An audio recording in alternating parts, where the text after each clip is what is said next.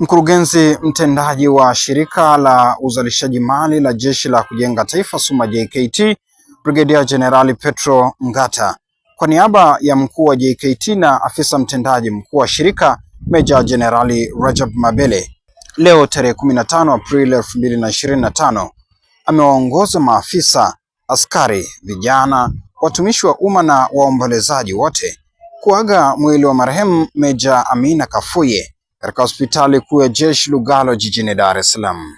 Marehemu Meja Kafuye aliyezaliwa tarehe 7 Mei mwaka 1982 katika kijiji cha Kalulu, wilaya ya Muheza jijini Tanga. Alipata elimu ya msingi kuanzia mwaka 1989 hadi mwaka 1995 katika shule ya msingi Mgulani ya Dar es Salaam. Elimu ya sekondari mwaka 1996 hadi mwaka 1999 katika shule ya sekondari Jangwani ya Dar es Salaam.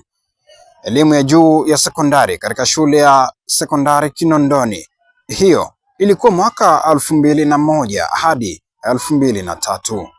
Marehemu alipata elimu ya Masters of Business Administration and Finance katika chuo kikuu cha Hamdard mwaka 2006 hadi 2008. Aidha, Advanced Diploma in Business Administration aliipata katika chuo cha uongozi wa biashara CBE mwaka 2004 hadi 2006. Pia marehemu alikuwa na diploma in United Nations aliyopata nchini India mwaka 2008.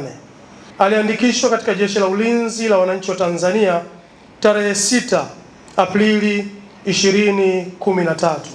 Marehemu alifariki Jumatatu ya tarehe 14 mwezi Aprili 2025 kwa ugonjwa wakati akipatiwa matibabu katika hospitali kuu ya jeshi Lugalo. Mwili wa marehemu umesafirishwa hii leo tarehe 15 Aprili kuelekea kijiji cha Kalulu, Tanga, ambako huko yatafanyika mazishi. Marehemu ameacha mume na watoto.